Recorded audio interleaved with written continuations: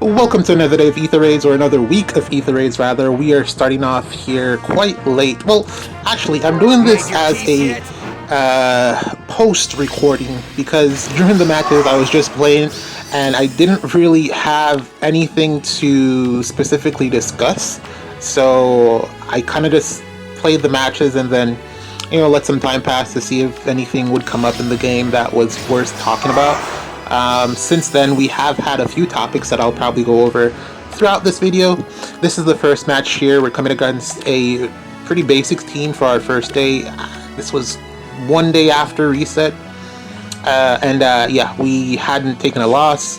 Nothing to really write home about for this first defense. Just a cluster of units that we're going to break through and just get some Gale Force action on without actually using Gale Force.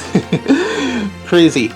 But yeah, like I said, no real major topics for discussion while I was doing the recording, but now there are a couple things that we can probably go over, that I will probably go over. Let's start off with the most prominent one on the list, which is the release of the latest legendary unit, Legendary Diamant. He has been introduced as the next generation of Omni tanks, or melee frontliners, however you want to call it.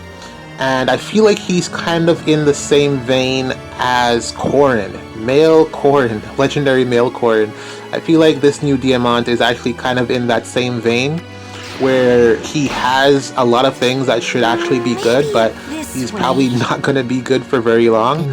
I was watching Oblivion do some testing, and man, Diamant folded quite easily, and quite often. He really folded to not only Camilla but Erica as well, because of weapon triangle disadvantage primarily, but then also it didn't make a ton of sense because his kit specifically gives him advantages against units that use brave attacks. Good morning. But he still tied to Camilla. Well, I guess to be fair, not only Camilla but Erica, Emblem Erica. To be fair, it only took her 2 hits to get the job done, so I guess he didn't get the full benefits out of his kits. But just looking at it, initially I thought he would be far more durable than he ended up being. To be fair, also I was looking at the stats from the trailer and I was seeing 42 speed, and I was like, man, Diamant with 42 base or 42 speed with his weapon and everything equipped, that seems kind of scary because what now? That can scale pretty high. From 42 you can get up to 50 visible, at the very least, with just life and death. And then support stuff and all that, when that's added on, would make it incredibly difficult to double him, especially looking at what a lot of his effects were: speed base, defense base, and then if you could like stat null follow up in there somewhere, he would be an incredible tank. But then when the unit came out, his actual speed was like 35 or something, if I'm not mistaken. Maybe I'm getting that wrong, but it wasn't as high as initial impressions led me to believe. I didn't see the blue buff. I didn't see that it was a blue buff. But then also 35 plus 6 is 41. Is my math wrong? Yeah, 41. So 42. I guess he's getting plus 7 from somewhere, which is...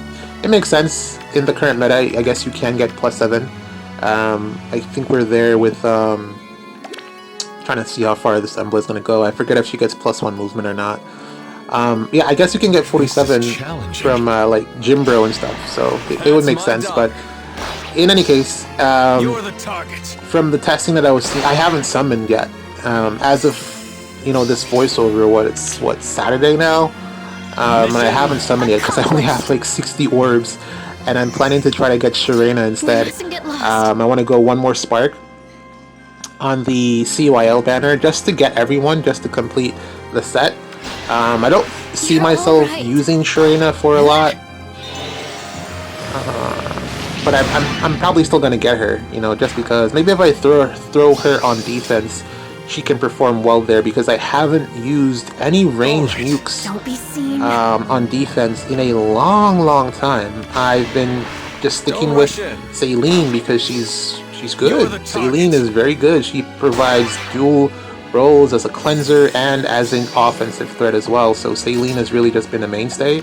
But then also, I guess I'm not counting Hater, Holder, whatever she's called, the Mythic, and then also Micaiah.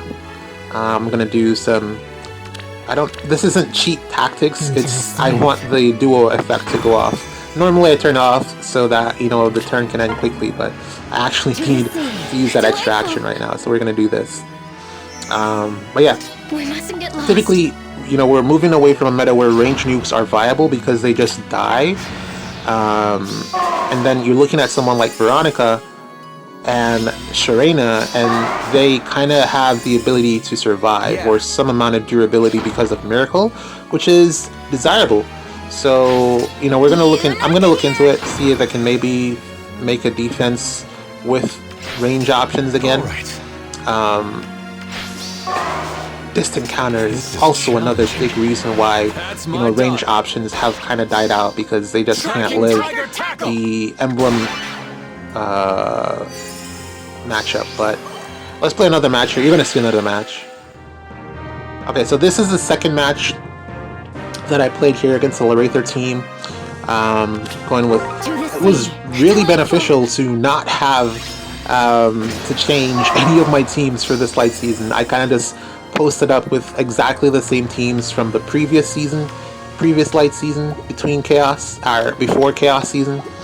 So I didn't have to change anything. Shez was bonus, luckily, male Shez, and a lot of the teams that I made functioned around him, so no extra effort, which was a welcome change.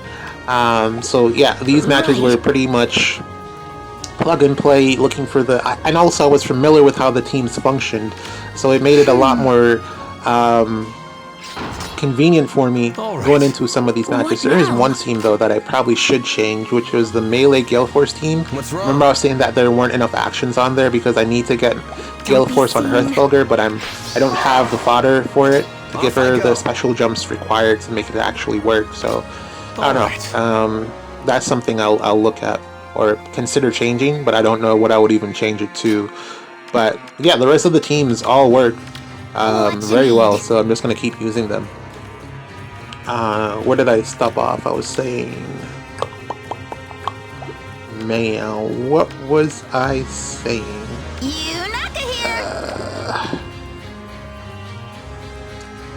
Yeah, this is also a pretty straightforward defense here.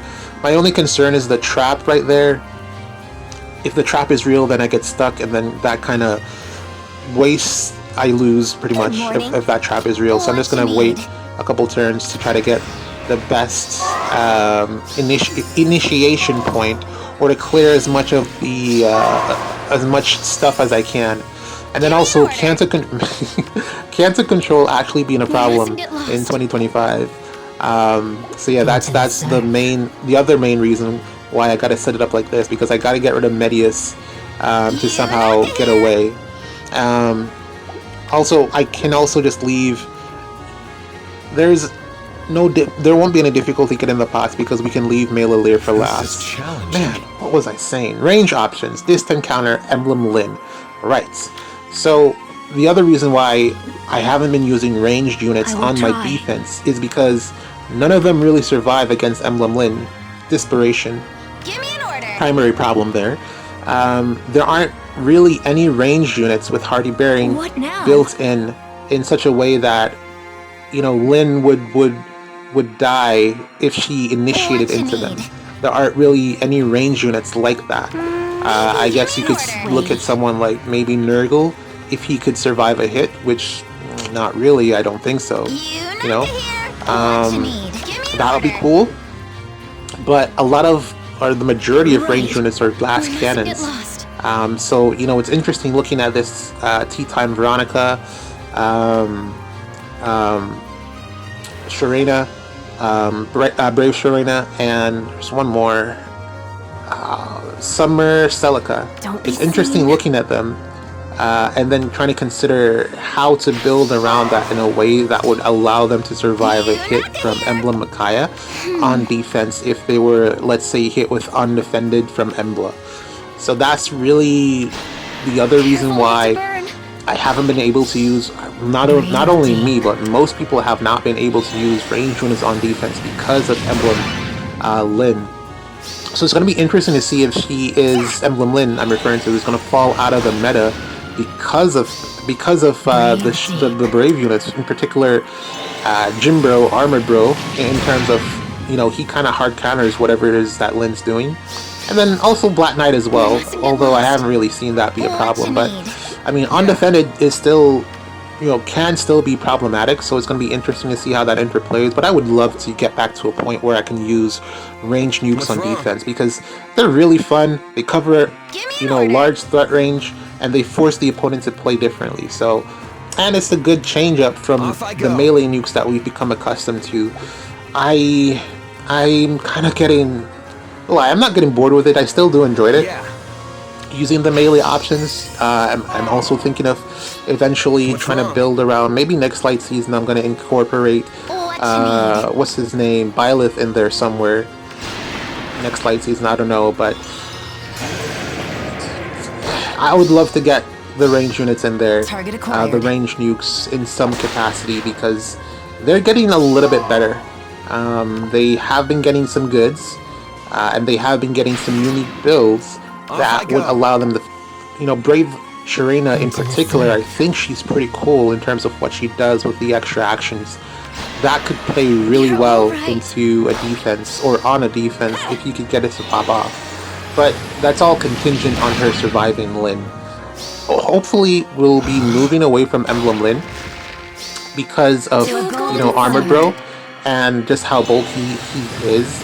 Maybe he will force Lyn out of the meta, but then there are 5 team slots, so there's really nothing stopping someone from still bringing their Lyn team to prepare for, to prepare for someone who does not have a counter to Undefended, or does not have a defense that's filled with bulky melee units that can run distant counter. So yeah, I don't know.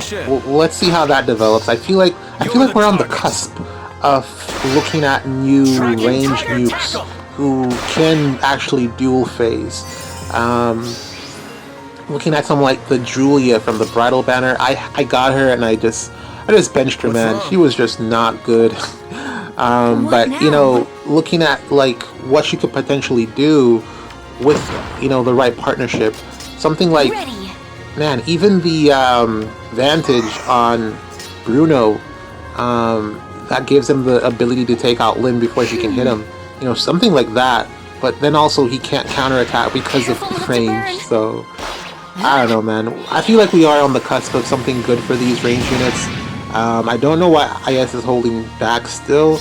It's been a year, maybe 2 years now, that these melee frontliners, melee tanks, melee nukes have been problematic in the meta. But then also range nukes have been dominant for at least, what, 2018 is when the game came out, if I'm not mistaken, 17 maybe. So those range nukes have been dominant for at least 6 to 7 years. So I guess I shouldn't really be complaining that there's a shakeup, but I kind of want to get back to it, man. Yeah, it's really fun to be able to use them. That aside, I don't think I finished talking about Legendary Diamond, so we'll cover that in the next matchup here. This one's done. GG's. Let's play one last one.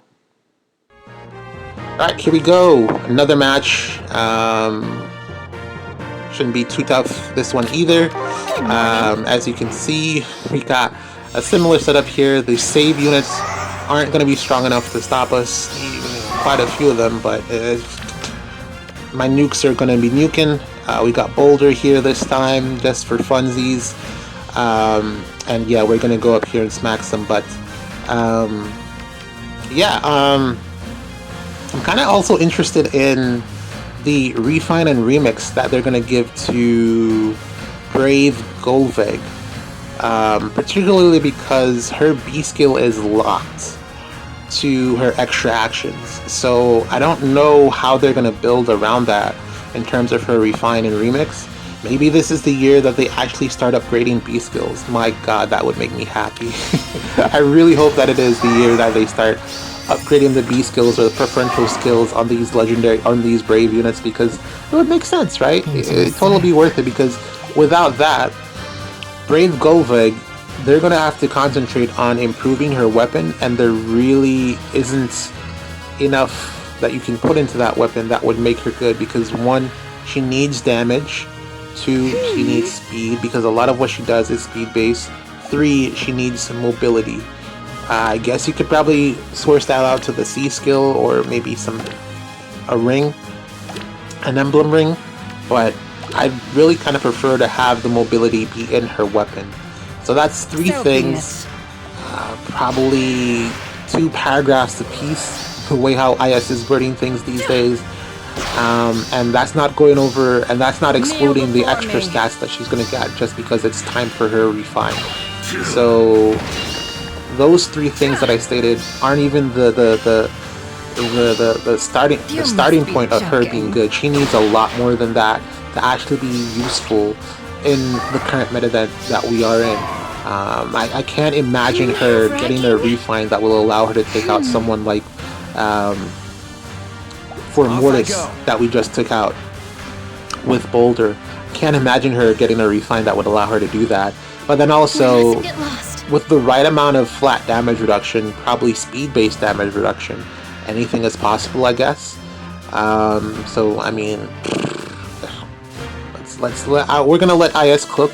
There is a maintenance between 9.4 and 9.5, and I think that's gonna be around the time that the refines will be put into the game, and they're probably gonna do a bunch of stuff as well. Probably swap out that May art, input the voice lines for a lot of the Japanese voice lines. They're going to probably swap in the English voice lines finally. Hopefully that's what they're looking to do with that maintenance that's coming up. And then also, you know, just updating the game. Maybe we'll get a new game mode. I will try. Hopefully.